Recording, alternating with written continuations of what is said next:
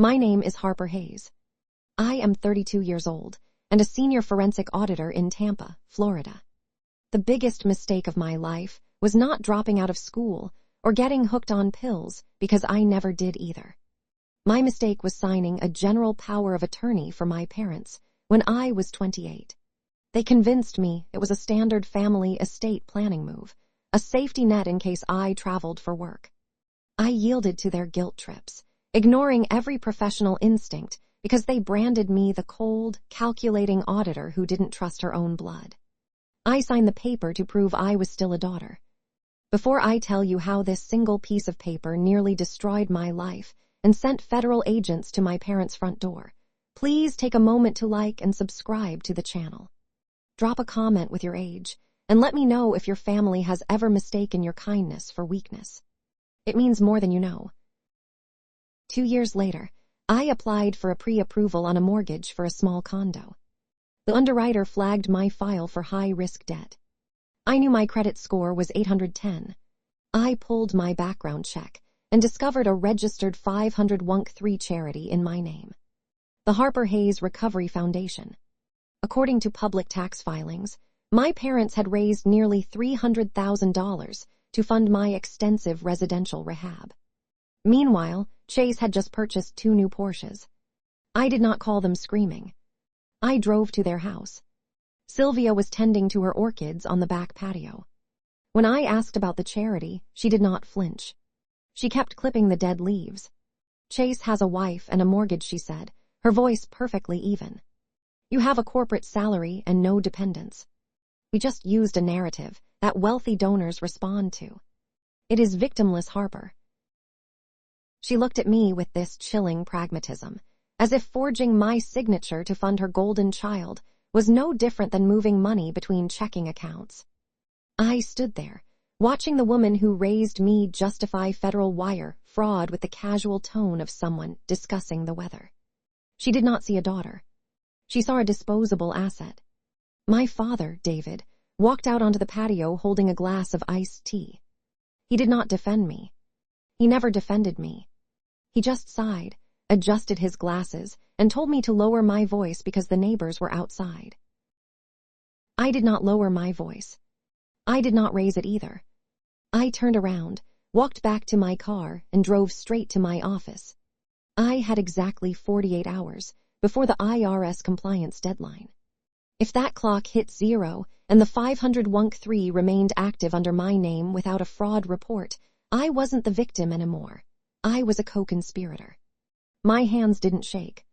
I logged into my terminal, pulled the public tax records, and began the digital autopsy of my parents' lies. No war paint, no armor, just me and a spreadsheet. I sat in the fluorescent glow of my managing partner's office at 8 in the morning. Richard folded his hands over his mahogany desk. I handed him the compliance disclosure form. I explained that a fraudulent charity had been registered in my name using a forged power of attorney. I did not cry. I laid out the timeline. Richard looked at the document, then looked at me. His expression did not change. Corporate loyalty is an illusion. Within 15 minutes, human resources suspended my system access. They placed me on unpaid administrative leave pending an internal investigation. I surrendered my security badge and walked out of the glass doors. 10 years of immaculate performance, reviews vanished because my family needed a narrative. I had spent my entire adult life doing everything right. I paid off my student loans early. I bought a reliable sedan. I saved 20% of every paycheck. Chase spent those same 10 years bouncing between failed ventures, always bailed out by my parents. I drove to a criminal defense firm downtown. I sat across from Julian Thorne. He specialized in white-collar crime. He reviewed the public tax filings for the foundation. He explained the reality of federal wire fraud. The Department of Justice does not care about family dynamics. They care about signatures and wire transfers. Because my legal name was listed as the primary board member, I was the prime suspect. Julian told me it would take a $60,000 retainer just to begin drafting the defense strategy and communicating with federal regulators. I logged into my banking app right there in his office. I authorized the wire transfer. I watched my life savings drop to $400. It was a hollow, terrifying number, but I still had my corporate credit cards and a high-limit personal line of credit. My parents had stolen my cash, but they couldn't touch my credit score yet. I would go into debt to fund my war, but I would not lose. I went back to my apartment. I cleared my dining table. I became a ghost in my own life. I spent the next 3 weeks executing a shadow audit using only open-source intelligence and public records. I paid nominal fees to access state corporate registries. I pulled the Form 990 tax documents for the foundation. My parents were bold, but they were not sophisticated. They listed their home address as the charity headquarters. They funneled the donations into a centralized operating account. I needed to know exactly where the money went after it hit that account. I started running background checks on my brother. I found a newly registered limited liability company under his wife's maiden name. I pulled the property, tax records, and vehicle registration databases for Hillsborough County. The paper trail was painfully clear. Forensic auditing is not magic. It is just patience. It is following the thread until the knot unravels.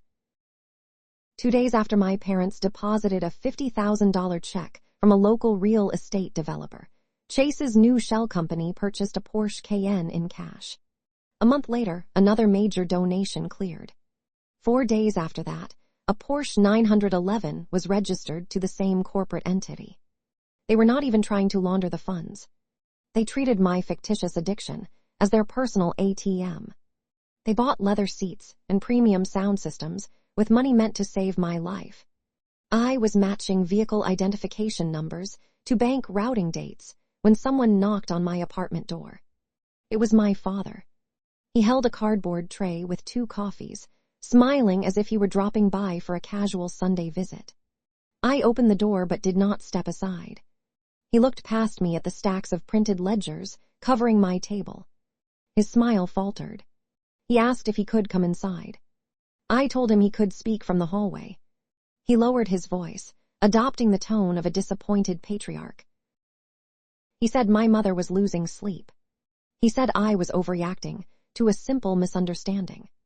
He told me I needed to call off my lawyers before things got out of hand. I asked him if stealing $300,000 and buying luxury vehicles was a misunderstanding. David sighed and leaned against the doorframe. He looked at me with genuine pity. That was the most sickening part. He believed his own logic. He said Chase was trying to build a legacy. He said Chase had a family to support and needed capital to project success to potential investors. He looked at me and said I was just a single woman who crunched numbers for a living. He told me I did not understand the pressure his son was under. He asked me to withdraw the legal inquiry. He said we could figure out a payment plan to quietly dissolve the charity over the next 5 years. He wanted me to carry the risk of a federal indictment for 5 years so my brother could drive European sports cars.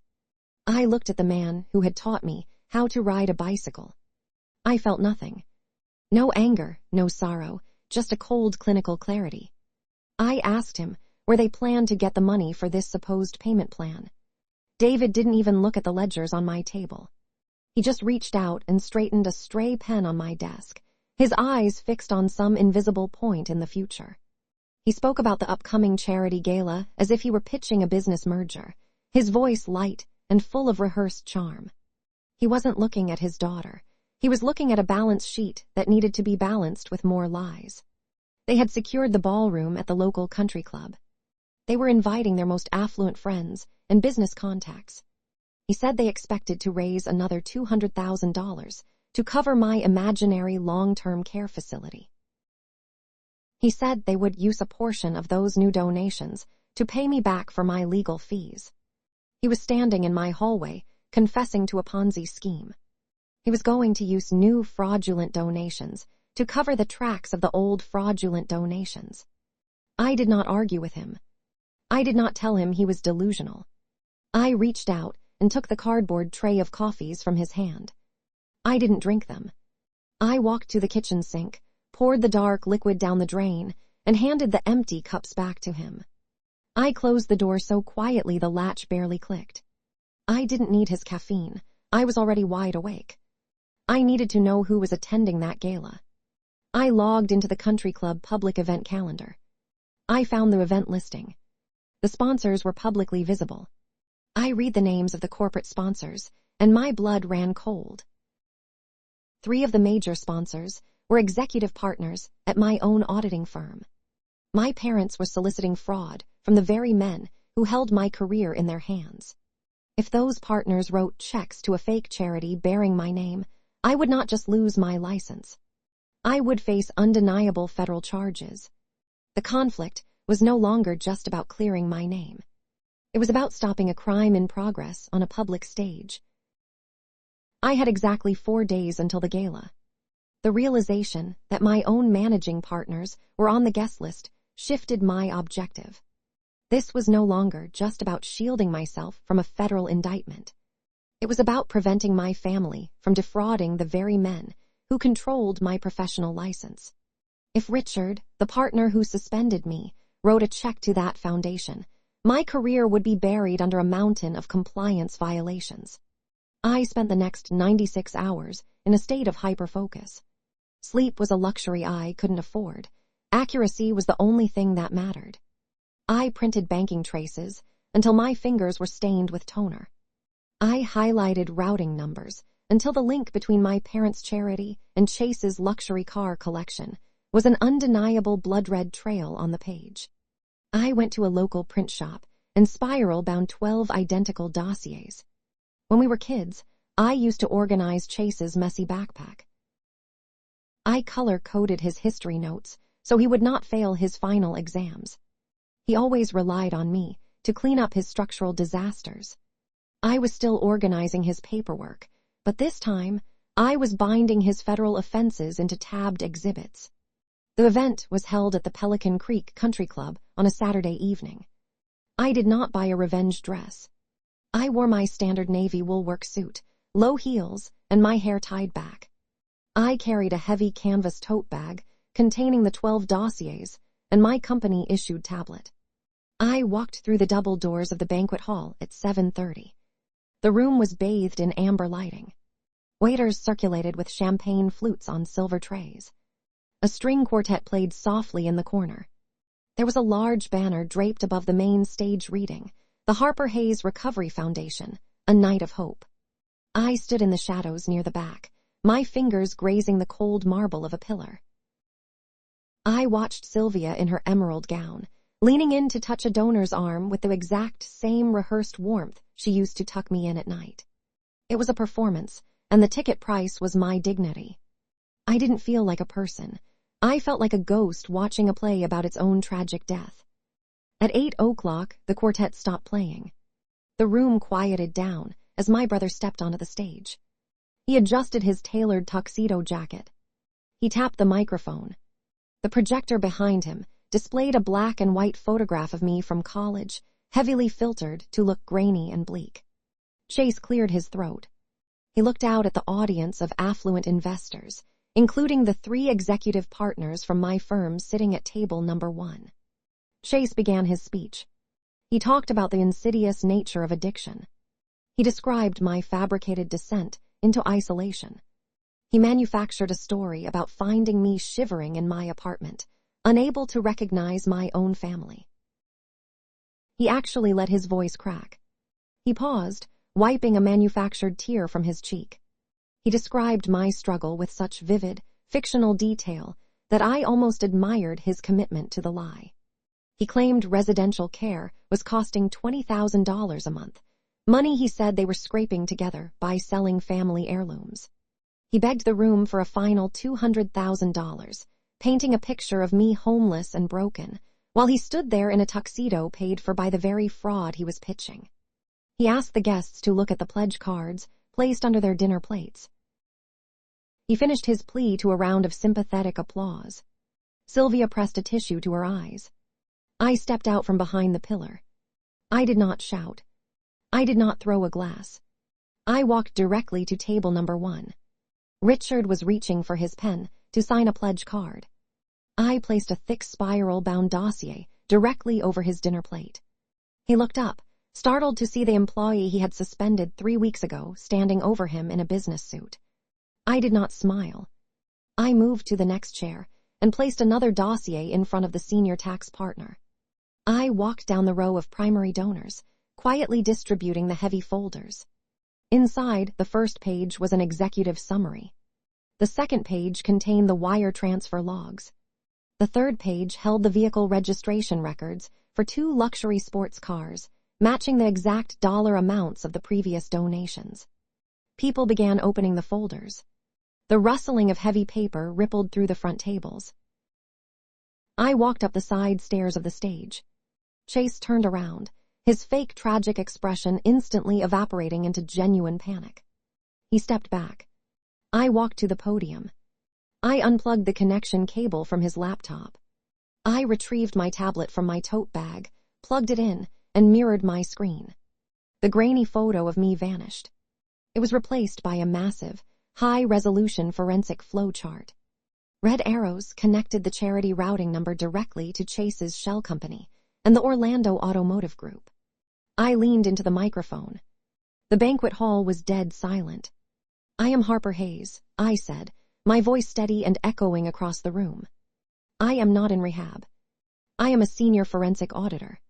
The foundation listed on your pledge cards is a fraudulent entity managed by the people standing on this stage. The chart behind me illustrates how your previous donations purchased 2 European vehicles. I advise you to review the exhibits I have provided, pack up your checkbooks, and leave immediately." I did not wait for my brother to speak. I did not look at my mother, whose face had drained of all color. I disconnected my tablet, placed it in my bag, and walked down the center aisle. Behind me, the silence broke. Chairs scraped violently against the hardwood floor. Voices rose in sharp, overlapping demands for answers. I pushed through the double doors and walked out into the humid Florida night. The weekend after the Pelican Creek Gala was the quietest 2 days of my life. I drove back to my apartment, hung my navy suit in the closet, and went to sleep. I did not receive a single phone call from my mother. I did not get an angry text from my brother. Manipulators operate on the assumption of control. When you remove their audience and expose their mechanics, you break their power. They had no script for a public execution, driven by empirical data. However, the silence from my family was quickly replaced by the heavy machinery of the federal government. By Monday morning, the 3 executive partners from my firm had contacted the Internal Revenue Service Criminal Investigation Division. They submitted the dossiers I provided as preliminary evidence. When affluent men face the prospect of public embarrassment and tax fraud by association, they move with lethal speed. At 6 a.m. on Tuesday, the Department of Justice executed search warrants simultaneously at my parents' suburban home and my brother's newly mortgaged property. I was not there to witness the event. I read the granular details in the preliminary case, filings my attorney forwarded to me. Federal agents seized laptops, filing cabinets, and physical banking ledgers. Under the statutes of civil asset forfeiture, they towed both the Porsche Cayenne and the 911 directly out of Chase's driveway. They taped bright orange seizure notices to his garage doors. The neighbors watched the entire sequence from their manicured lawns. My mother spent decades meticulously cultivating a pristine country club reputation. It evaporated in the space of 45 minutes under the flashing lights of government vehicles. The country club formally revoked their membership by Tuesday afternoon. By Wednesday, the bank accounts associated with the Harper Hayes Recovery Foundation were permanently frozen. The personal accounts holding my parents' retirement funds were placed under administrative lock, pending the trace of the laundered money. Chase was formally indicted on multiple counts of wire fraud, mail fraud, and conspiracy. He is currently out on bond, facing a mandatory minimum sentence if convicted. My father tried to call me once from a prepaid burner phone. He left a voicemail. His voice lacked the patronizing authority he used in my hallway weeks prior. He sounded fragile, He asked if I could transfer them cash for groceries because their debit cards were declining at the supermarket registers. I listened to the message twice. I deleted it. I did not send the money. I had paid my dues. There was no cinematic victory parade for me. Real life does not reward whistleblowers with a brass band. On Thursday morning, I was summoned back to the accounting firm. I sat in the same mahogany office across from Richard. He did not apologize for suspending me. He slid a thick manila folder across his desk. It contained a severance agreement and a strict non-disclosure contract. He explained that while the internal investigation had cleared me of all criminal wrongdoing, my presence was now a corporate liability. The firm could not staff a senior auditor whose name was heavily associated with an active federal fraud case involving their own prominent clients. It was bad optics. Richard offered me 6 months of salary and a neutral letter of recommendation if I resigned quietly. I read the contract. I understood the corporate calculus. I had saved them from walking into a federal trap, but I was still the variable that brought the trap to their doorstep. I picked up the pen and signed the papers. I handed over my company tablet and walked to the elevator. I had spent 10 years climbing that specific corporate ladder. I lost it in 10 seconds because I refused to be the collateral damage of my family. I spent the next month dismantling my old life. I broke the lease on my luxury apartment. I could no longer afford the rent without a steady income, and with my savings depleted by legal defense fees. I moved into a modest 1-bedroom unit on the edge of the city. I unpacked my cardboard boxes alone. My phone stayed silent, except for the notification pings of extended relatives blocking me on social media. I found an old family photo while unpacking. I didn't cry. I just placed it face down in the bottom of a cardboard box. Blood loyalty is a beautiful concept until you realize your family views you as a vein to be tapped. I sat at my cheap Formica kitchen table, organizing my remaining finances, trying to map out my next decade. Then my phone rang. It was Julian Thorne, the criminal defense attorney I had paid $60,000 to keep me out of prison. I answered, expecting him to ask for a final signature on the case closure documents. Instead, he asked if I was looking for employment. Julian explained that his law firm specialized in defending high-net-worth individuals against complex white-collar charges. He told me he had reviewed the shadow audit I built against my family. He said he had never seen a private citizen construct a cleaner, more impenetrable forensic trace using only public records and open-source databases. He specifically mentioned the way I linked the vehicle identification numbers to the shell company routing dates. He said his current financial analysts cost him 3 times what I used to make, and they missed half the details I caught. He offered me a position as his lead forensic investigator. I would not be auditing standard corporate tax returns anymore. I would be dissecting the financial architecture of active criminal syndicates. He sent the employment contract to my email. I opened it on my laptop. The starting salary was 40% higher than what I made at my previous firm. It included a full comprehensive benefits package and a signing bonus that almost entirely replaced the savings I had drained to hire him in the first place. I stared at the contract for a long time. The fluorescent light of the kitchen flickered, reflecting off the clean white paper. I picked up my pen, the same one I used to sign that cursed power of attorney 4 years ago. This time my hand didn't hesitate. I signed my name at the bottom. The name Harper Hayes no longer belonged to a fraudulent foundation. It no longer belonged to a fabricated narrative of addiction and failure. It belonged to me. The cost of escaping my family was devastating. I lost my parents, my brother, my savings, and my corporate trajectory. But as I sat in the quiet of my small living room, listening to the low hum of the refrigerator, the silence was not suffocating. It was perfectly clean. I paid an agonizingly high price to buy back my own identity. For the first time in my 32 years, the ledger is balanced.